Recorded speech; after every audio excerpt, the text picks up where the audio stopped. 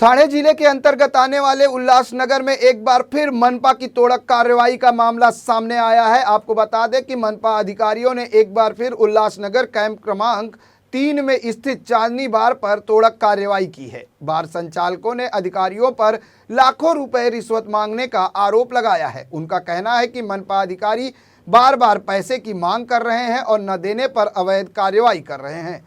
बार बंद होने पर ताला तोड़कर अंदर से लाखों रुपए गायब होने का भी आरोप लगाया गया है।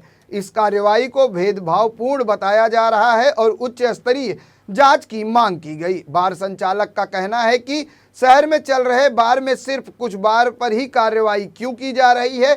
बिना नोटिस दिए कार्रवाई करना यह सरासर गलत है। कम से कम मनपा को एक नोटिस देना चाहिए। कार्रवाई से पहले बार संचालकों ने मनपा अधिकारियों पर गंभीर आरोप लगाते हुए कहा कि वो इस कार्रवाई के खिलाफ अदालत से न्याय की मांग करेंगे और व्यापक विरोध प्रदर्शन भी करेंगे। यही नहीं, बार संचालक का कहना है कि 40 से 50 परिवार का एक बार से घर चलता है। 9 जुलाई को अपना बार तोड़े हैं इधर और 2 दिन पहले नोटिस दिए थे बार की कार्रवाई करने के लिए।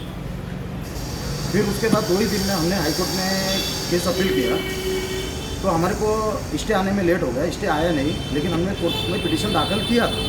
पिटीशन दाखिल करने के बाद जब हम महानगर पालिका में गए, वहाँ पे पावती दे रहे कि हमने हाईकोर्ट में केस डाला हुआ है, हमारे कार्रवाई को रुका दिया जाए, पर यहाँ पे कोई सुनने को तैयार नहीं था। हमारा पेपर लेने के लिए महानगर पालिका ने देरी कर दी और यहाँ पर हम आके देखें तो हमारे बार को तोड़ दिया गया था। ठीक है, फिर उसके बाद ये सामने का जो दीवार है ये JCP लगा के तोड़ा गया है। फिर उसके बाद मेरे से एक दिलीप भोईर करके है, ठीक है, वो मनपा में अधिकारी है। उन्होंने मेरे से 5 का मोबाइल पे एक फिगर दिखा के डिमांड किया गया कि आपका कार्रवाई कम करेंगे, आप मुझे ये इतना अमाउंट करवा दीजिए। ठीक है, तो मैं बोला मेरे से इतना नहीं हो पाएगा।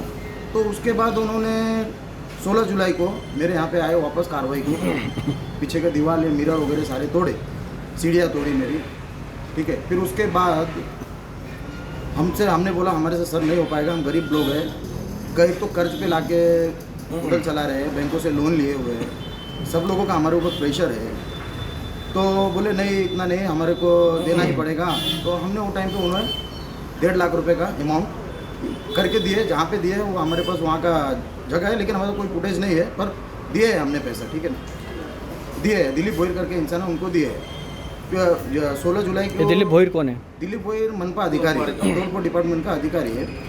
फिर उसके बाद अनिल खतरोनी को उसी दिन लेके आया गया हमारे पास। एक वर्षा होटल टूट रहा था, वो टाइम पे लेके आए और मुझसे बोले कि ठीक है, आपने ये बांधकाम नहीं किया है, ठीक है, अच्छा लगा मेरे को, तो आपको चालू करना है होटल, तो मेरे को आप मैनेज करके चलो। ठीक है, तो मेरे से 1.5 रुपये की मांग की। 1.5 लाख रुपये अपने शब्दों में बोला उन्होंने।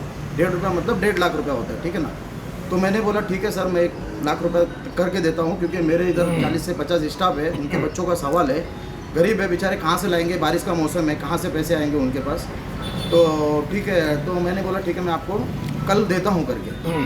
फिर उसके बाद इन्होंने क्या किया, वो दिलीप भोईर ने बोला ये कोई वार्ड ऑफिसर नहीं है, इनका कोई वैल्यू नहीं है, ऊपर गणेश इनके साथ बैठे हैं, उनको आप लेके चलिए। ठीक है, तो मैंने बोला सर आप ही लेके आते हो और आप ही बोलते हो, ऐसा कैसा चलेगा। तो इन्होंने मना किया, हमने नहीं दिया उनको। फिर उसके बाद आए कल अपना 7 अगस्त को फिर से हमारे इधर ताला तोड़कर, जो कि होटल में कोई नहीं था, कोई ओनर वगैरह नहीं थे, इधर 40 से 50 लोगों का घर यहाँ पे रहते हैं, कम से कम 10 लोग यहाँ पे सोते हैं, इनका कोई घर द्वार नहीं है, जो कि हमारे ऊपर ही निर्भर है। फिर उसके बाद वो लोग यहाँ से चले गए। चले जाने के बाद फिर हम अपने हिसाब से जो भी हुआ न्यूज़ वगैरह में हमने हमारे हिसाब से अपने बाइट जो हुआ बाइट किए। गणेश MP के क्या बारे में क्या कहना चाहो, क्या उन्होंने क्या कुछ मांग की आपसे?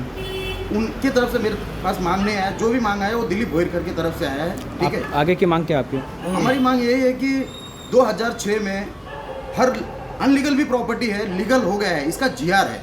ठीक है, मैं भी ये सब चीज़ों की जानकारी निकाला हूँ। और दूसरी बात है कि ये होटल 96 का बना हुआ बांधकाम है। ठीक है ना, 96 का बना हुआ बांधकाम है, जो कि तकरीबन 24 और 4 28-27 साल हो गए हैं। 27 साल के बाद इनको अनलीगल आज ही क्यों दिखा, 2024 में ही क्यों दिखा? इतने सालों से तो होटल चले आ रहा था। तब क्यों नहीं इसकी कार्रवाई किए, क्यों नहीं किया। और दूसरी बात है कि पहले सबसे पहले महानगर पालिका में ही इसका पेपर वगैरह जमा होता है, फिर उसके बाद FL3 एक्साइज ऑफिसर इसका लाइसेंस देता है, ठीक है। FL3 का लाइसेंस भरा हुआ है। अभी हमने मार्च में करीबन 6,01,000 रुपये ऐसा लाइसेंस भी भरा हुआ है 31 मार्च को, ठीक है। फिर इसके बाद इनकी ये कार्रवाई हुई। 6 का मेरा बिल्डिंग है, उस टाइम पे मुझे बांधकाम का दिया गया था परमिशन।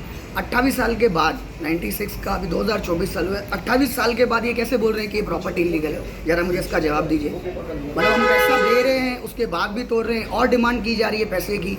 पैसे दिए भी गए, अब मैं कोई अमाउंट नहीं बताऊँगा, पैसे दिए हैं तभी तो मैं इतना बोल रहा हूँ, ये तो मैं क्यों बोलूँ ऐसे। तो मेरी एक रिक्वेस्ट है महानगर पालिका से, और ऊपर के जो भी अधिकारी हैं उनको मालूम नहीं कि नीचे क्या हो रहा है। इनका सेटलर है दिलीप गोयल, वो पैसे लेता है और गणेश सर ने भी पैसे लिए हैं। आपकी मांग क्या है आगे? मेरी मांग यही है कि मेरा होटल 3 बार क्यों तोड़ा गया? 28 साल के बाद मेरी प्रॉपर्टी इलीगल कैसे? जरा मुझे इसका सवाल का जवाब चाहिए बस।